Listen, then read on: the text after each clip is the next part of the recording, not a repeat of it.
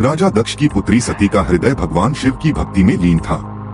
अपने पिता के विरोध के बावजूद उन्होंने निश्चय किया कि वे केवल महादेव को ही अपना पति बनाएंगी। इस संकल्प के साथ सती ने कठिन तपस्या प्रारंभ कर दी।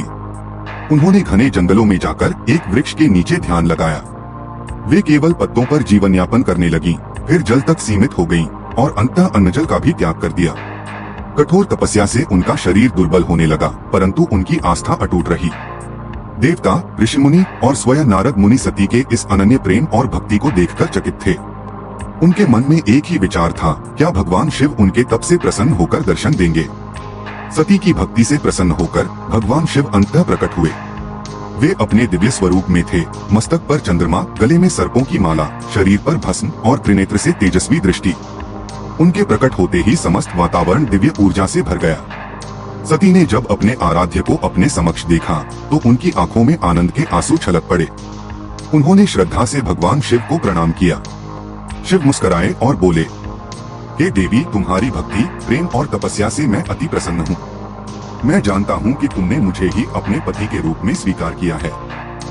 मैं तुम्हारे समर्पण को देखकर तुम्हारा अनुरोध स्वीकार करता हूँ। सती की तपस्या सफल हुई। देवताओं ने आकाश से पुष्प वर्षा की, परंतु इस विवाह के मार्ग में सबसे बड़ा बाधक था राजा दक्ष।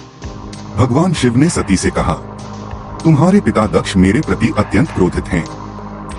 वे हमारे विवाह को स्वीकार नहीं करेंगे। सती ने उत्तर दिया, प्रभु, मेरे लिए संसार की किसी भी वस्तु से अधिक आपका साथ महत्वपूर्ण है। मैं हर परिस्थिति में आपके साथ चलने के लिए तैयार हूँ। इस बीच सती के कठोर तप का समाचार स्वयं भगवान विष्णु और ब्रह्मा जी तक पहुँच चुका था। उन्होंने यह अनुभव किया कि शिव और सती का मिलन ब्रह्मांड के संतुलन के लिए आवश्यक है। ब्रह्मा जी स्वयं दक्ष के पास पहुँचे और उन्हें समझाया, दक्ष, भगवान शिव कोई साधारण योगी नहीं है। वे सृष्टि के संहारक और पालनकर्ता हैं। यदि सती ने उन्हें पति रूप में स्वीकार किया है तो इसमें कोई संदेह नहीं कि यह संपूर्ण ब्रह्मांड के लिए शुभ होगा। दक्ष को यह सुनकर अत्यधिक क्रोध आया।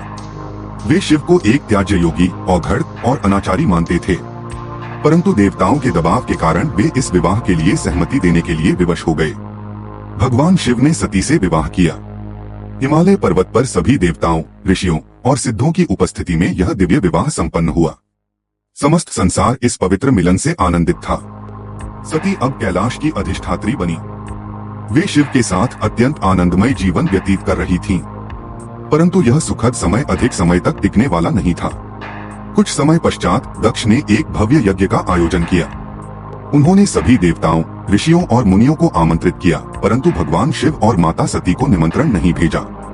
जब सती को यह ज्ञात हुआ कि उनके पिता ने शिव का अपमान किया है तो उनका हृदय व्यथित हो उठा। उन्होंने भगवान शिव से यज्ञ में जाने की अनुमति मांगी। शिव ने उन्हें समझाते हुए कहा, हे सती, जहाँ अपमान हो वहाँ जाना उचित नहीं। तुम्हारे पिता के हृदय में मेरे प्रति द्वेष है, वहाँ जाने से तुम्हें कष्ट ही मिलेगा। परंतु सती का मन अशांत था।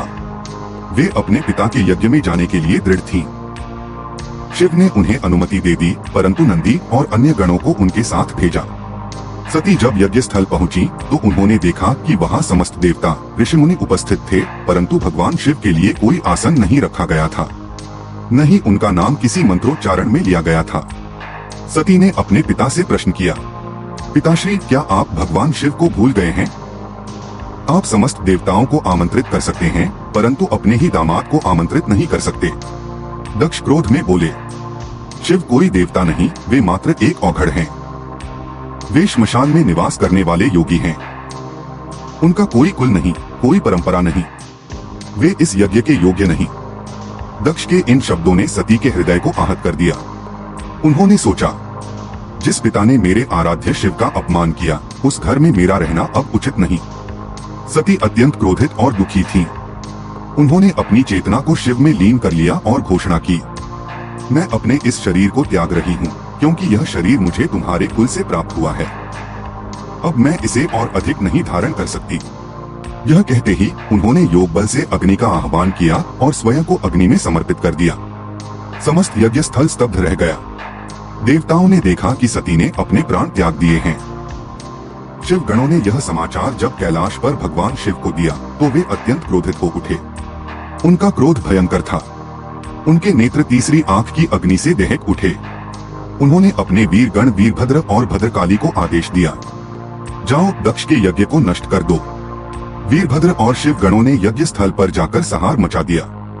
उन्होंने दक्ष का सिर काट दिया और संपूर्ण यज्ञ ध्वस्त कर दिया। अब भगवान शिव स्वयं वहां पहुंचे। उन्होंने सती के जले हुए शरीर को उठाया और वे व्याकुल हो उठे।